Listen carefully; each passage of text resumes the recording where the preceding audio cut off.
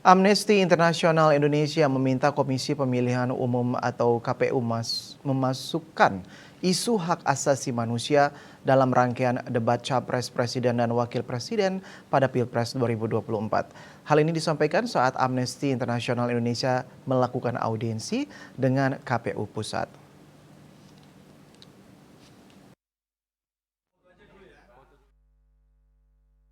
Direktur Eksekutif Amnesty Internasional Indonesia, Usman Hamid, melakukan audiensi dengan KPU Pusat.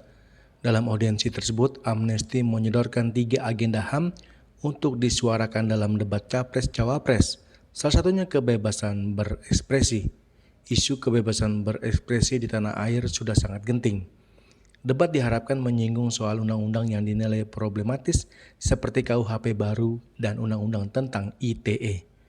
Agenda kedua yang diusulkan adalah terkait akuntabilitas aparat keamanan berkaca dari banyaknya aksi kekerasan aparat di berbagai daerah.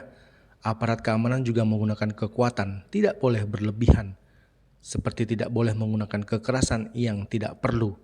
Selain itu, Amnesty mengusulkan juga supaya debat Pilpres 2024 membahas komitmen para kandidat dalam menyelesaikan pelanggaran HAM berat masa lalu. Ia juga menyarankan agar KPU memastikan bahwa agenda debat Capres-Cawapres itu benar-benar membahas atau mempertanyakan visi misi dari calon presiden dan calon wakil presiden.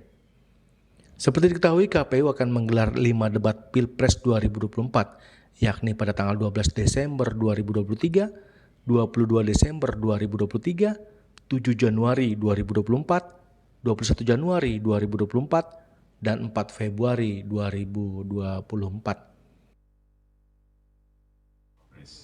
Yang pertama adalah berkaitan dengan kebebasan berekspresi. Tadi kami sampaikan bahwa kebebasan ekspresi ini sudah sangat genting di Indonesia, sudah banyak sekali kasus-kasus yang terjadi, bahkan jumlahnya mencapai 400-an kasus, dari mulai kebebasan berekspresi di Papua sampai dengan yang baru-baru ini terjadi terhadap seniman Butet Kertarejasa dan Agus Nur.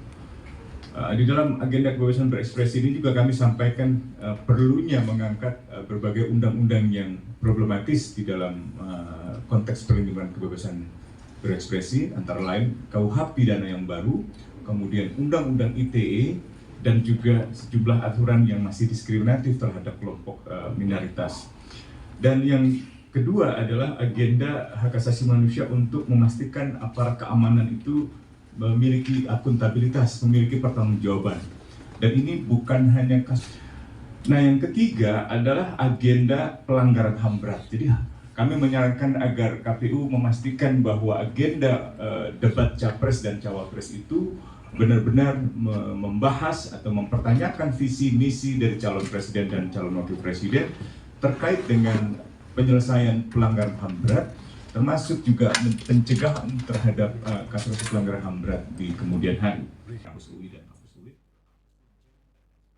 Dari Jakarta, Juli Suharto dan Ketut Sumadiasa melaporkan.